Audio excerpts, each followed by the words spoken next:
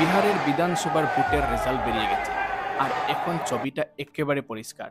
একদিকে এনডিএ শিবিরে যেমন উৎসবের হাওয়া, হাসি আর আনন্দ, তার সাথে সেলিব্রেশন, আর অন্যদিকে মহাগঠবন্ধন শিবিরে নেমে এসেছে গভীর হতাশা ও নীরবতা।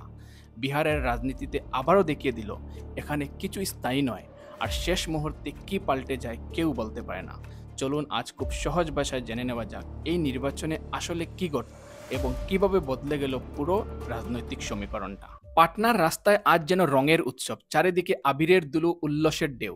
বিজেপি আর জেডিইউর অফিসে সকাল থেকেই উপচে পড়া ভিড়, ঢাকঢোল, বাজি সব মিলিয়ে শহরটা যেন এক বিশেষ আনন্দ মেলায় পরিণত হয়েছে। রাস্তায় রাস্তায় চুকে পড়েছে একটাই পোস্টার, টাইগার আবিবি জিন্দা है। আর সত্যিই তাই, বিহারের রাজনীতিতে নীতিশ কুমারের ম্যাজিক যেন এখনো অটুট।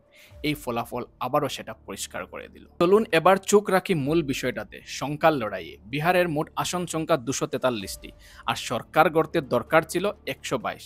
কিন্তু এনডিএ সব হিসেব উলটপালট করে দিয়ে 260টিরও বেশি আসনে এগিয়ে আছে। বিজেপি একাই পেয়েছে 95টি আসন, ফলে তারা এই নির্বাচনে একক বৃহত্তম দল। নীতিশ কুমারের জেডিইউ কিন্তু পিছনে নেই, তারা পেয়েছে 85টি আসন। মানে দুজন মিলেই ম্যাজিক ফিগার তো শুধু নয়, এর অনেক উপরে উঠে গেছে এনডিএ। এখন কথা হলো, শুধু বড় দুই দলই নয়, এনডিএর ছোট ভাইরাও দারুণ পারফর্ম করেছে। চিরাগ পাসওয়ানের এলজিপি রামবিলাস পাসওয়ান পেয়েছে 19টি আসন, আর জিতেন রাম মাঝির এইচএএম দখল করেছে 5টি আসন।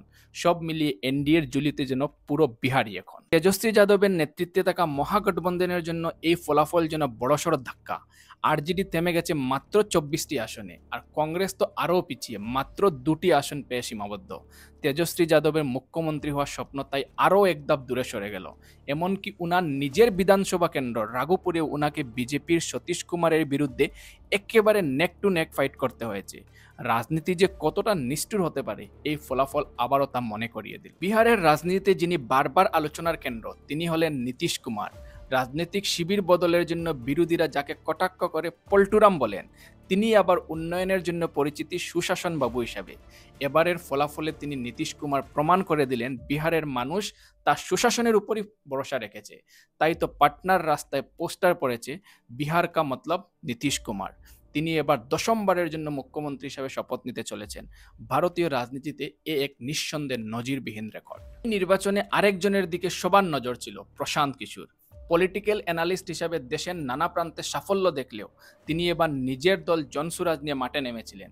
অনেকেই উনাকে এই নির্বাচনের ওয়াইল্ড কার্ড এন্ট্রি হিসাবে দেখেছিলেন। হাজার হাজার কিলোমিটারের পদযাত্রা, গ্রামেগঞ্জে ঘুরে বিহারের পরিবর্তনের ডাক দিয়েছিলেন। সব মিলিয়ে প্রচারে কোনো ঘাটতি ছিল না। কিন্তু বুটের বাক্স খুলতে স্পষ্ট হয়ে গেল একটাই সত্যি, পদযাত্রার ভিড় বুটে রূপান্তরিত হয়নি। ফলাফল, উনার দল একটিও আসন জিততে পারেনি, খাতা পর্যন্ত খুলতে পারেনি। এমন এক বাস্তব চিত্র যেখানে মাঠের প্রচার আর বুটের অঙ্ক অনেক সময় একসাথে চলে না। পলিটিক্যাল এক্সপার্টদের মতে এনডিএর এই ল্যান্ডস্লাইডিং ভিক্টরির পিছনে সবচেয়ে বড় ভূমিকা রেখেছেন মহিলা ভোটাররা। বিহারে এবার প্রায় 71% মহিলারা ভোট দিয়েছেন, যা রেকর্ডের কাছাকাছি। অনেকে বলেন এই নীরব কিন্তু প্রভাবশালী ভোটাররাই, যাদেরকে সাইলেন্ট ভোটার বলা হয়, এনডিএর জয়ের রাস্তা আরও শক্তিশালী করেছেন। তাদের ভোটের কারণে শেষ মুহূর্তে পুরো সমীকরণটা বদলে গেছে বলে অনেকেরই ধারণা। সব মিলিয়ে দেখা যাচ্ছে বিহারের মানুষ এখনো এনডিএ জোটের উপর ভরসা রাখছে। এই বড় জনাদেশ আবারই বুঝিয়ে দিল, মানুষ উন্নয়ন আর অভিজ্ঞ হাতি চাইছে। এখন সবার নজর একটাই, নতুন সরকার বিহারকে কোন পথে নিয়ে যায়, উন্নয়নের কোন নতুন দিশা দেখায়। বিহারের নির্বাচনের আরও লাইভ ভিডিও ও বিশ্লেষণ পেতে আমাদের সঙ্গে থাকুন। ভিডিওটি ভালো লাগলে অবশ্যই লাইক, শেয়ার এবং আমার ইউটিউব চ্যানেলটাকে সাবস্ক্রাইব করতে ভুলবেন না। ধন্যবাদ।